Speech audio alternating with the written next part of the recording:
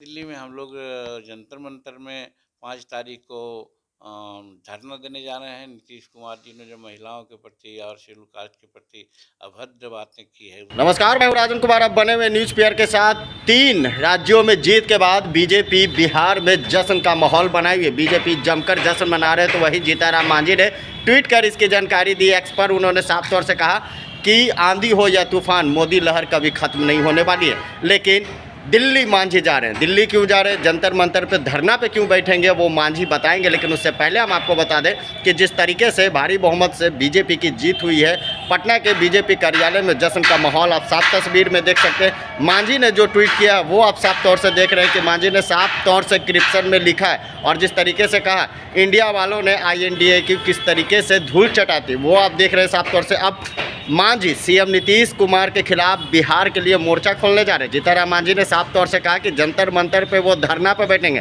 क्या pressure politics Bihar का वो दिल्ली में रणनीति तैयार की जाएगी इस प्रेशर पॉलिटिक्स में? लेकिन जिस तरीके से बीजेपी ने दंगल मारी है, क्या उसी तरीके से बिहार की राजनीति में भी बीजेपी दंगल मार सकती है? वो सोचने वाली बात होगी। लेकिन मांझी जो हमेशा अपने बयानों को लेकर सुर्खियां में रहते हैं, मांझी साफ तौर से कहे कि जंतर मंतर पे महिलाओं को लेकर जिस तरीके से CM नीतीश ने बयान दिया है उसको लेकर अब प्रदर्शन करेंगे। यानी बिहार की रणनीति अब दिल्ली में तैयार करने को मांझी मास्टर स्टॉक लगाने के लिए निकलेंगे। अब बुलाए हैं तो उन लोग बुलाए हैं। 6 तारीख तो हमारी भी बैठक है दिल्ली में। हम लोग जंतर मंतर में 5 तारीख को धरना देने जा रहे हैं। नीतीश कुमार जी ने जो महिलाओं के प्रति और शेड्यूल कास्ट के प्रति अभद्र बातें की है उसके लिए, तो सबका अपना अपना स्ट्रेटजी है। तो खड़गे साहब बुलावे चाहे कोई बुलावे, उनका काम है, करेंगे।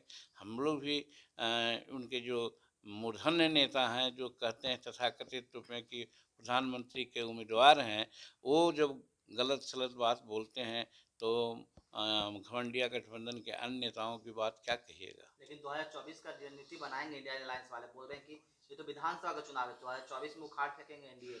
वो हर पहलवान जो लड़ता है तो पुनः यही कहता है कि अवर हो गया, फिर अवर में हम सब पटक देंगे। ठीक ठीक सर, आप लोग का बैठक हुई है क्या? नहीं, इसके पीछे क्या रीजन? देखिए, हिंदी पट्टी हो या और कहीं भी हो, कुछ मुद्दे ऐसे रहे हैं जिस मुद्दा को लेकर के भाजपा आगे बढ़ी और खासकर नरेंद्र भाई मोदी जी आगे बढ़े। वो है विकास का, वो है विदेशी नीति का, वो है वैज्ञानिक चमत्कार का और दलितों और महिलाओं के अपमान का। तो दलितों और महिलाओं का अपमान जो बिहार के घमंडिया गठबंधन के नमूना माने जाते थे, वो देश के नेतृत्व करने के लिए चाहत रखते थे, उन्हीं के मुखारबिन से जब ये बात हो रही थी तो प्रधानमंत्री ने समाज के सामने परोसने का काम किया कि घमंडिया गठबंधन के लोग जब इस तरह से हैं तो आगे क्या होगा।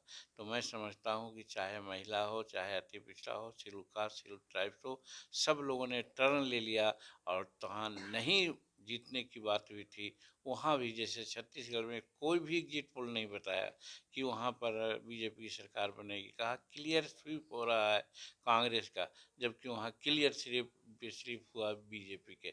तो ये सारे मुद्दे ऐसे हैं जो वहाँ काम कर गए और चमत्कारिक नेतृत्व जो नरेंद्र भाई मोदी जी का है, वैसा नेतृत्व किसी का नहीं है, चाहे राहुल जी हों चाहे कोई भी हो।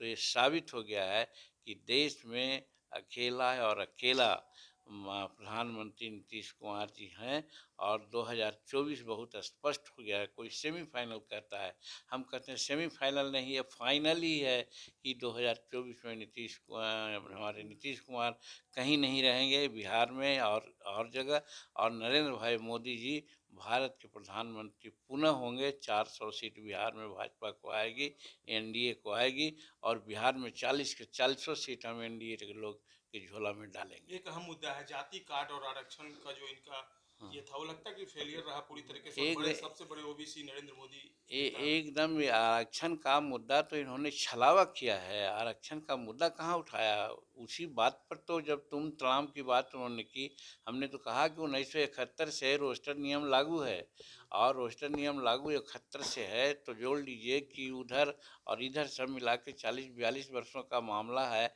आप कितना आरक्षण दिए हैं? अगर आपको नहीं मालूम है तो हमने उनको डाटा बताया कि 3.7% रिजर्वेशन है, कोटा है, तो आखिर 100 ईयर्स लगेगा पूरा होने में। इसी पर तो बहुत सारी बातें बोल दी।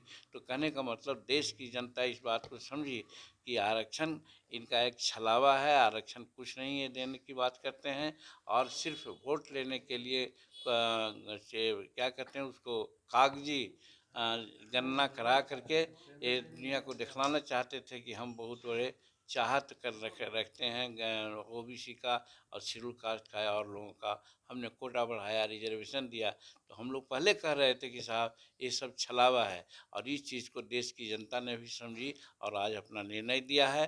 बिहार में भी इसका निर्णय इसी प्रकार से होगा, कहीं वो लोग नहीं रहेंगे। यहाँ एनडीए की सरकार बनेगी, यहाँ 400 के 400 सीट हम लोग लेंगे और नरेंद्र भाई मोदी जी 400 सीट लेकर के भारत के प्रधानमंत्री तीसरी बार बनेंगे। सर एक सवाल है।